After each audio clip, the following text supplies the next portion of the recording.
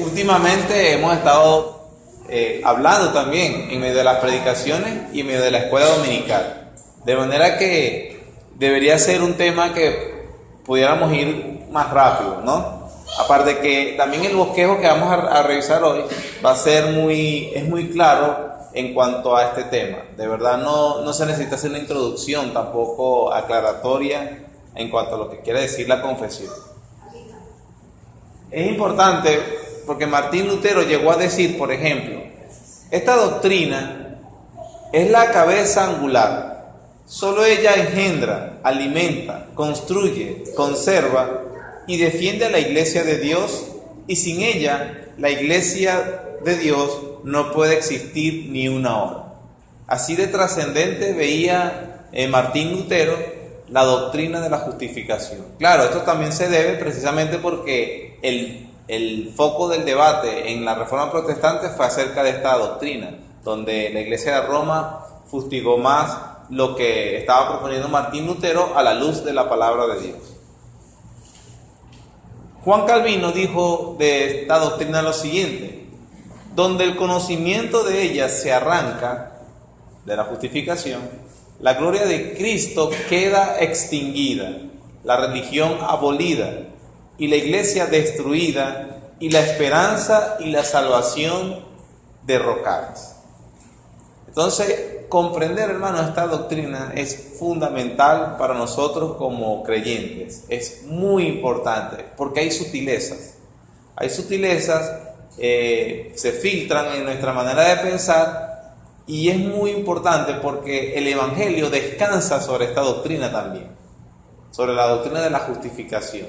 De manera que si no entendemos bien esta doctrina, probablemente estaríamos anunciando otro evangelio. Y Pablo dijo en Gálatas que debía suceder con alguien que anunciara otro evangelio. Entonces es muy importante tenerla clara en nuestro corazón, en nuestra mente. Ahora, así más o menos será el bosquejo del capítulo. El párrafo 1, son 6 párrafos, nos habla de la definición de la naturaleza de la justificación, la esencia de la justificación, perdón y aceptación. Vamos a leer el párrafo 1, ¿lo tienen?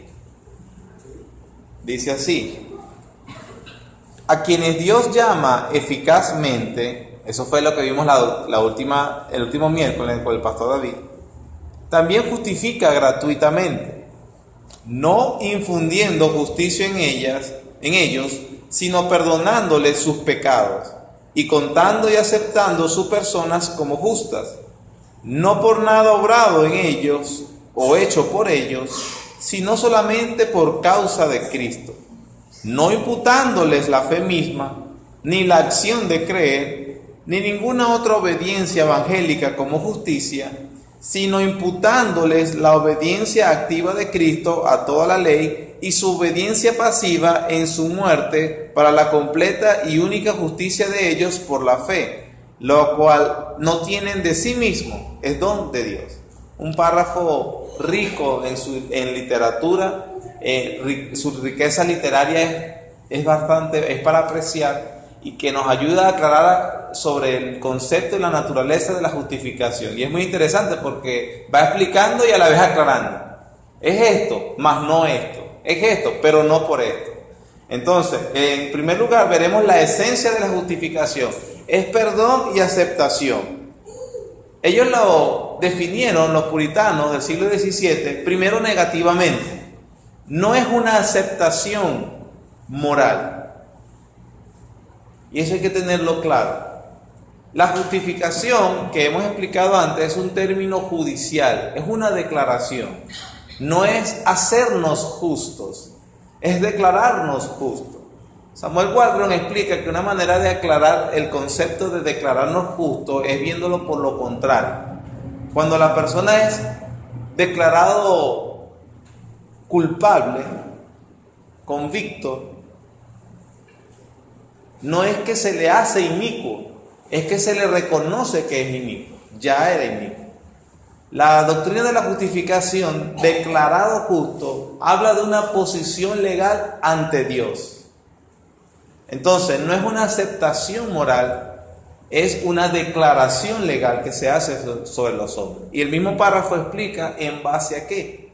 Entonces, la esencia de la justificación, que es perdón y aceptación, no es una aceptación moral. En segundo lugar, positivamente, es una transacción legal, lo que estábamos diciendo.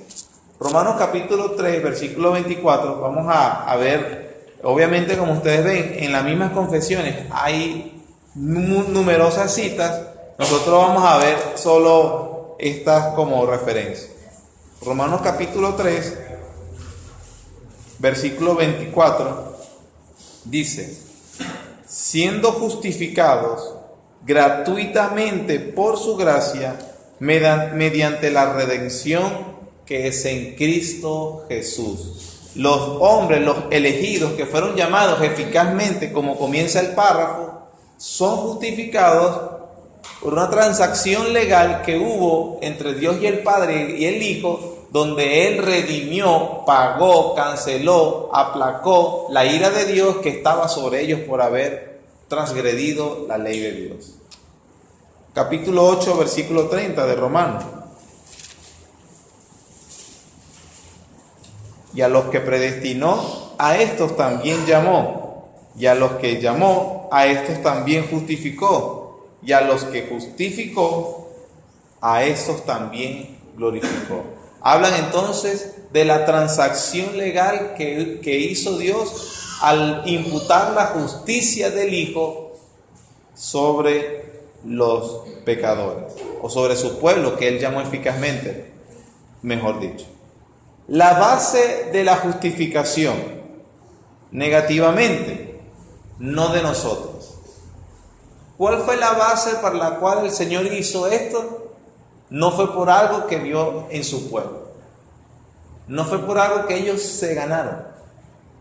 La base no estaba en ellos positivamente, sino que la base de esa justificación es Cristo Jesús. No lo que no lo que hizo su pueblo, sino lo que hizo su Hijo. En 1 Corintios capítulo 1, versículo 30, lo dice de una manera hermosa. Dice: mas por Él, por Dios, estáis vosotros en Cristo Jesús. 1 Corintios capítulo 1, versículo 30. En Cristo Jesús, el cual nos ha sido hecho por Dios sabiduría, justificación, santificación y redención, para que, como está escrito, el que se gloríe, gloríese en el Señor. El párrafo 1 está verdaderamente enriquecido por estas doctrinas importantísimas. La base de esa justificación no estaba en nosotros, sino en Cristo Jesús, el cual nos fue hecho por Dios justificación, santificación y redención. Y Filipenses capítulo 3, versículo 9, ¿quién lo tiene? Ser hallado en Él, no teniendo mi propia justicia que es por la ley, sino la que es por la fe de Cristo, la justicia que es de Dios por la fe. La justicia. Pero Pablo dice, hablando de su pasado y de sus credenciales religiosas, él dice: pero eso para mí no es lo que cuenta. Para mí lo que cuenta es que yo sea hallado en Cristo, porque si soy hallado en Cristo, ahí tengo la justicia de Dios, se me imputa la justicia de Dios. El método de la justificación, seguimos en el párrafo 1, es imputación. Negativamente, no imputándonos la fe misma o la obediencia evangélica como nuestra justicia. Para algunos evangélicos creen que Dios justifica a los creyentes o porque ve la fe como precisamente la justicia que ellos necesitaban tener. No, la fe, es el medio instrumental para asirnos de Cristo, mas no la razón por la cual nosotros somos justificados, ni tampoco otra obediencia evangélica, como por ejemplo el arrepentimiento. La fe y el arrepentimiento son obediencias evangélicas. Obviamente las buenas obras tampoco. Lo que es la fe, el arrepentimiento y las buenas obras son productos precisamente de la justificación, mas no la razón ni la causa de la justificación. Amén. positivamente, sino porque fue imputado la obediencia activa de Cristo Jesús. En el párrafo 1 se podemos ver estas verdades completamente. En la justificación, Él nos ha imputado la obediencia de Cristo. Tito capítulo 3, versículos 5 al 7 y Efesios capítulo 2, versículos 7 al 8.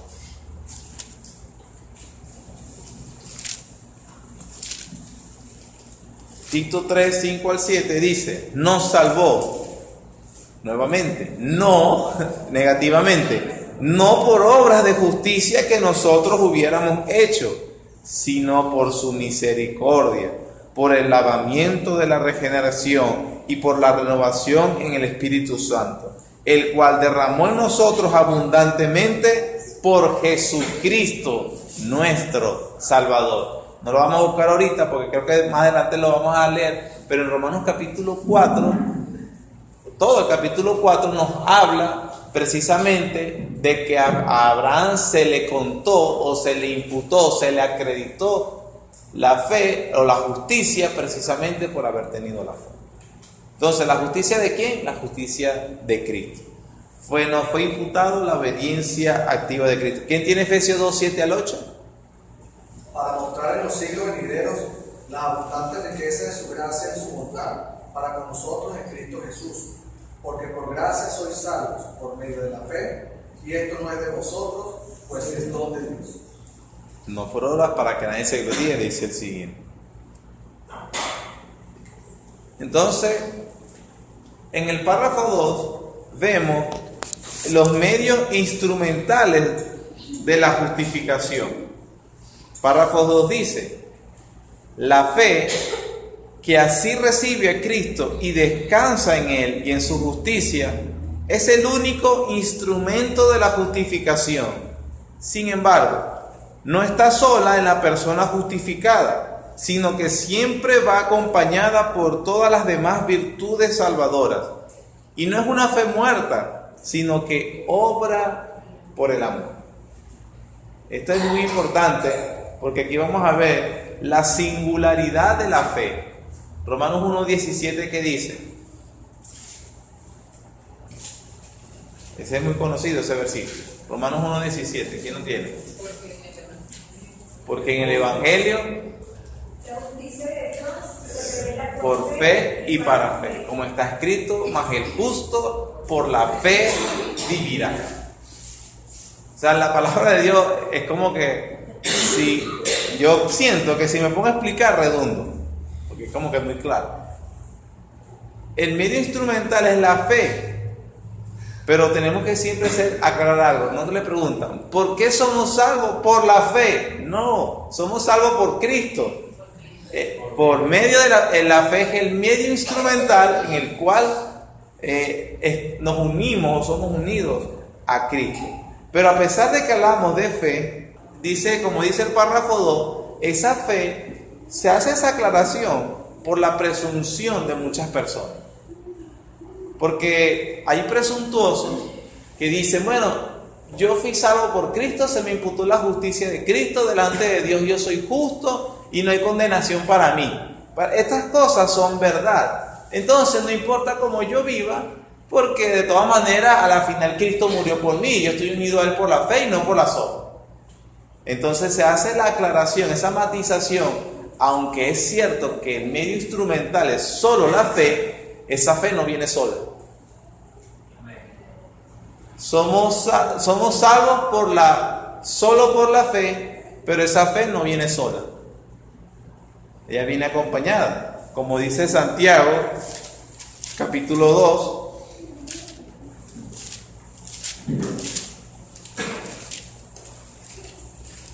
Santiago capítulo 2, versículo 17. Así también la fe, si no tiene obras, es muerta en sí misma. Versículo 22. ¿No ves que la fe actuó juntamente con sus obras y que la fe se perfeccionó por las obras? Versículo 26. Porque como el cuerpo sin espíritu está muerto, así también la fe sin obras está muerta. El medio instrumental es solo la fe, pero cuando tenemos la verdadera fe, entonces actuaremos verdaderamente como Dios quiere que actúe. La persona justificada siempre será santificada. Eso es todo el tema de Romanos. A partir del capítulo 3, 4 y 5 habla de la justificación por la fe sola. A partir del capítulo 6, 7 y 8 habla de la santificación que trae esa fe sola. Así que nosotros no podemos hablar de que en verdad hemos sido justificados si no hay una obra de santificación, que a veces es imperceptible, pero sucede. Hay personas en el cristianismo que avanzan a pasos agigantados, hermano. Y gloria a Dios por eso. Hay otros que avanzamos con pasos más pequeños. Y gloria a Dios por eso. Pero a la final la medida no es unos y otros. Es, este hermano ha avanzado perfecto, lee, es lector, se aprende los versículos rápidos, estudia y investiga, se dedica. Esas cosas que son buenísimas. Hay otros que no son tan hábiles, no leen profundamente, no quizás porque no quieran, sino que no tenían el hábito. Hay algunos que no fueron educados, pero vemos la gracia de Dios también en ellos. De todas maneras, todos los cristianos, todo el verdadero cristiano que ha sido justificado, está siendo santificado, mejor dicho. Entonces tenemos que tener cuidado con la presunción. O el presuntuoso, bueno, yo estoy justificado delante de Dios. No, de momento, tiene que haber una santificación. Una nota de aclaración. No debemos confundir la justificación con la regeneración. Como dijo John Murray, un teólogo muy respetado. La regeneración es algo que Dios hace en nosotros. La justificación es un juicio de Dios con respecto a nosotros. Es semejante a lo que hace un cirujano y lo que hace un juez. Cuando el cirujano nos extirpa un cáncer interno, hace algo dentro de nosotros. Eso no es lo que hace el juez. El juez da un veredicto en cuanto a nuestra posición judicial. Podemos ver entonces la diferencia, hermano, entre justificación y regeneración. Es muy importante tener la distinción, porque es muy probable que nosotros digamos, no me siento muy justificado.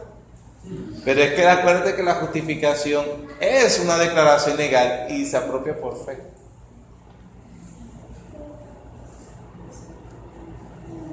Dios declara que somos justos ante sus ojos en dos aspectos. No debemos pagar por nuestros pecados y tenemos justicia ante sus ojos. Romanos 8:1. Ahora pues, ninguna condenación hay para los que están en Cristo Jesús, los que no andan conforme a la carne, es decir, primero era justificación, en Cristo Jesús justificado, y después santificación, los que no andan conforme a la carne, sino conforme al Espíritu. O aquellos que están en Cristo. ¿Cómo sabemos que estoy en Cristo? Porque no andan conforme a la carne, sino conforme al Espíritu. Como también David habla de la bienaventuranza del hombre a quien Dios atribuye justicia sin obras, diciendo: bienaventurados aquellos cuyas iniquidades son perdonadas y cuyos pecados son cubiertos. Bienaventurado el varón a quien el Señor no inculpa de pecado. La bendición de la justificación, hermano. Aquí no. Bueno, vamos a ver el párrafo 3 nos habla del designio regulador de la justificación. Párrafo 3 nos dice: Cristo, por su obediencia y muerte, saldó totalmente la deuda de todos aquellos que son justificados, y por el sacrificio de sí mismo en la sangre de su cruz, sufriendo en el lugar de ellos el castigo que merecían. Hizo una satisfacción adecuada, real y completa a la justicia de Dios en favor de ellos.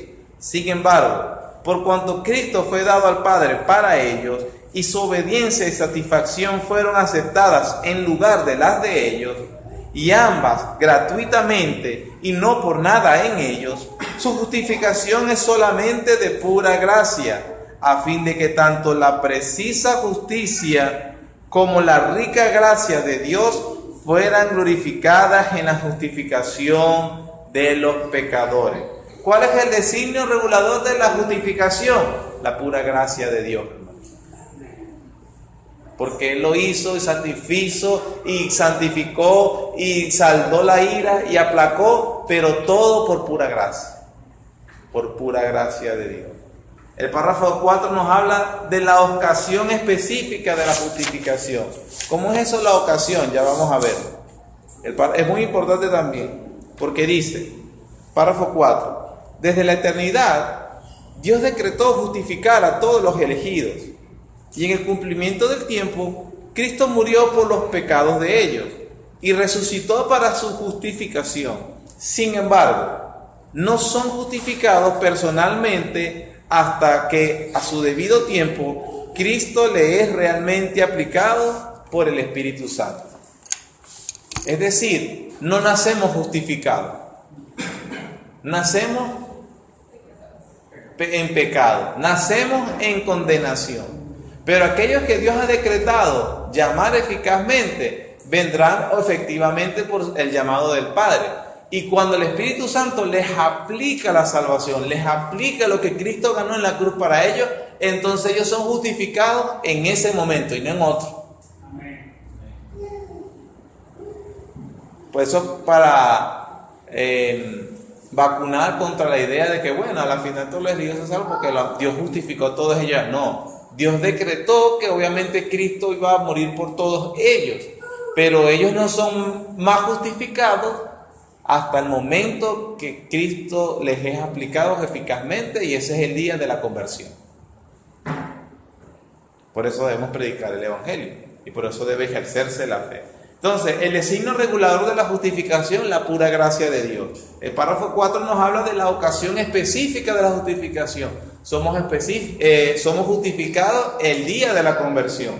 Párrafo 5, y este sí es otro detalle importante.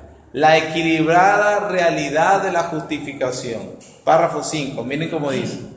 Dios continúa perdonando los pecados de aquellos que son justificados. Y aunque ellos nunca pueden caer del estado de justificación, sin embargo pueden, por sus pecados, caer en el desagrado paternal de Dios. Y en esa condición no suelen tener la luz de su rostro restaurada sobre ellos, hasta que se humillen, confiesen sus pecados, pidan perdón y renueven su fe y arrepentimiento. Esa es esa sensación, hermano, que tiene todo verdadero creyente cuando su conciencia sabe que ha transgredido la ley de Dios, cuando sabe en lo profundo de su corazón que no ha actuado conforme al llamamiento que Dios le ha dado, entonces siente esa alienación de Dios, se siente distante de Dios, siente que el cielo está gris, se cerró el cielo, está experimentando el desagrado paternal de Dios. Puedes clamar como David: no me escondas tu rostro, porque en verdad parece, o literalmente, Dios le está escondiendo el rostro. No experimenta el gozo de la salvación. Cuando David cayó en ese desagrado paternal, el Salmo 51 nos explica la experiencia que tiene todo verdadero cristiano. El Salmo 32 también. Mientras callé, se envejeció, se endurecieron mis huesos. Se secó mi vigor, en mi clamor todo el día, porque sobre mí estaba su mano, sobre mí estaba tu mano. ¿Hasta cuándo? Hasta que mi pecado te declaré y tú perdonaste la maldad.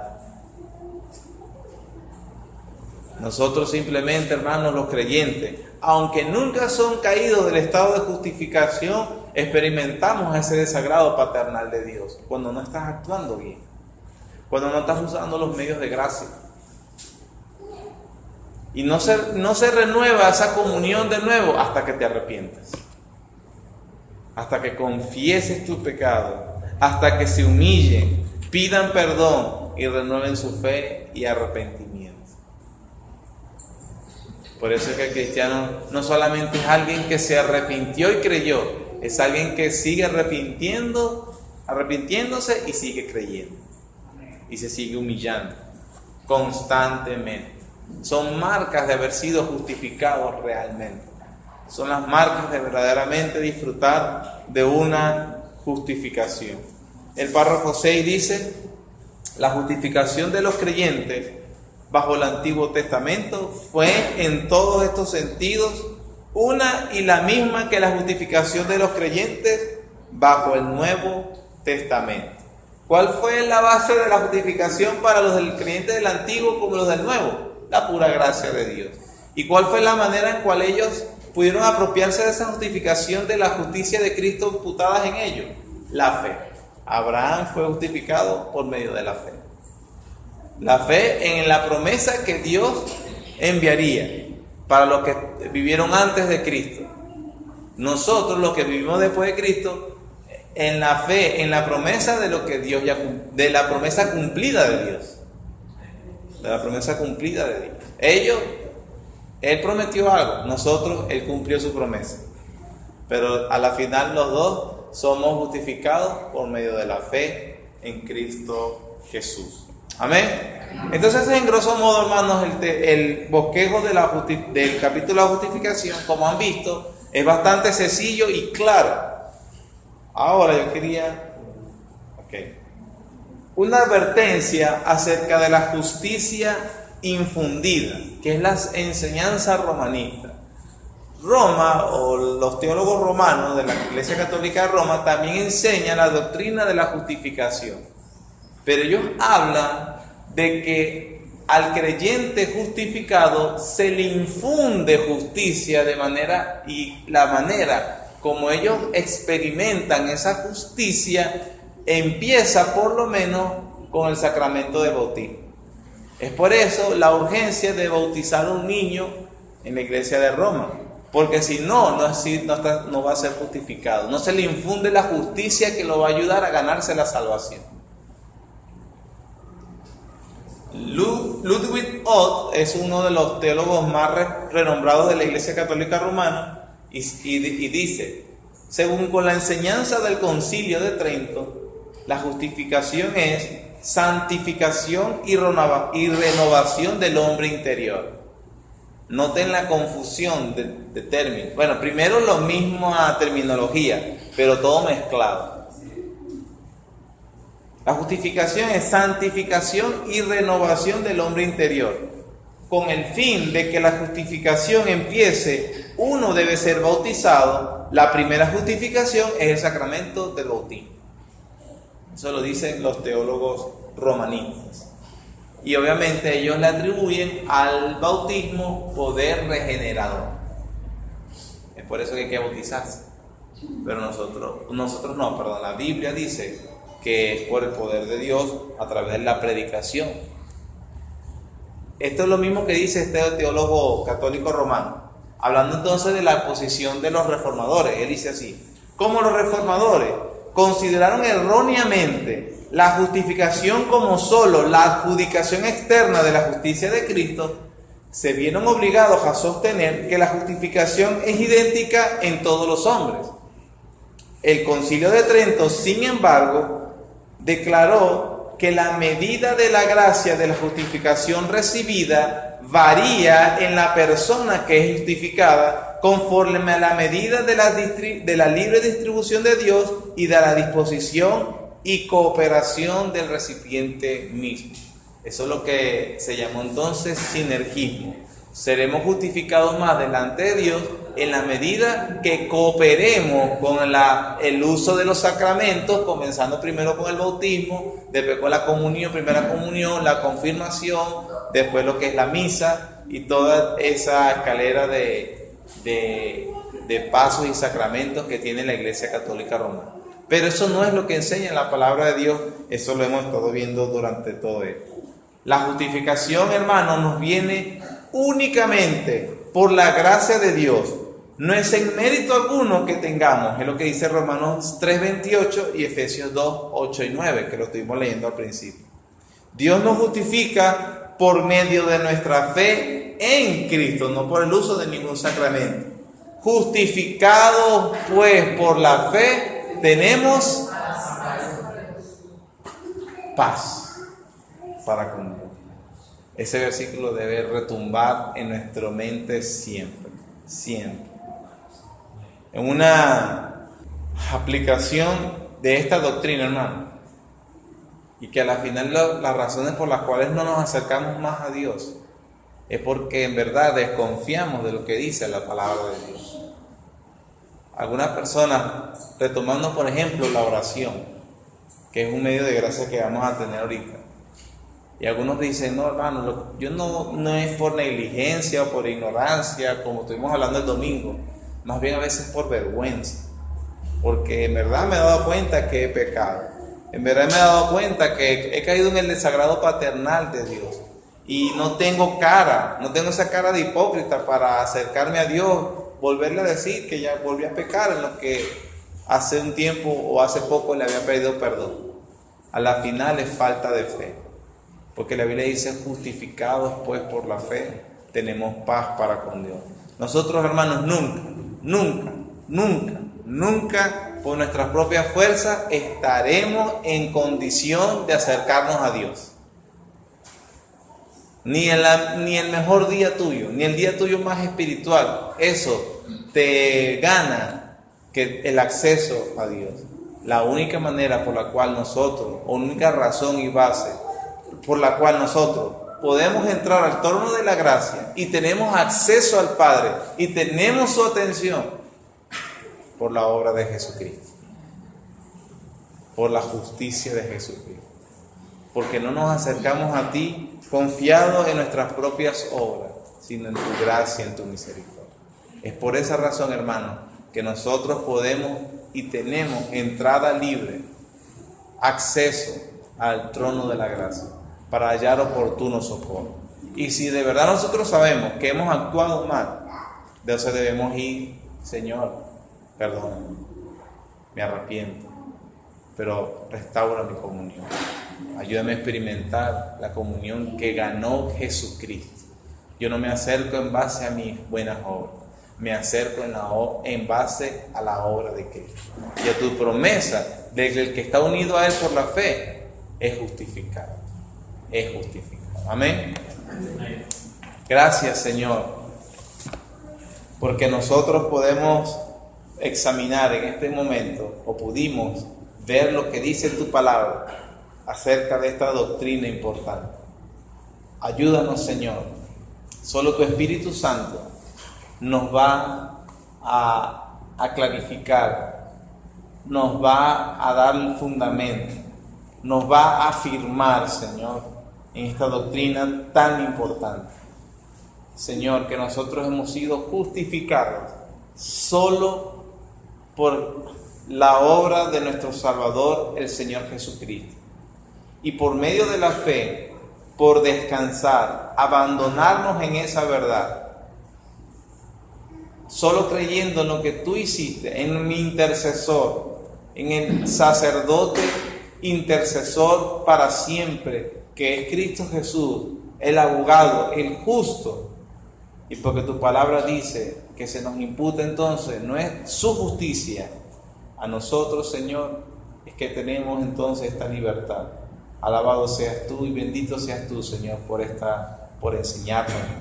Gracias por hacernos bienaventurados, por no inculparnos de nuestros pecados, por atribuirnos justicia, Señor, a pesar de que nosotros sabemos que hemos transgredido tu ley. La justicia propia no la tenemos, Señor, pero sí se nos ha acreditado la justicia de Cristo. Se nos ha contado en nuestra cuenta. Gracias por esa misericordia, Señor. Permítenos vivir a la altura del favor que nos has hecho. En el nombre de Jesús. Amén y amén.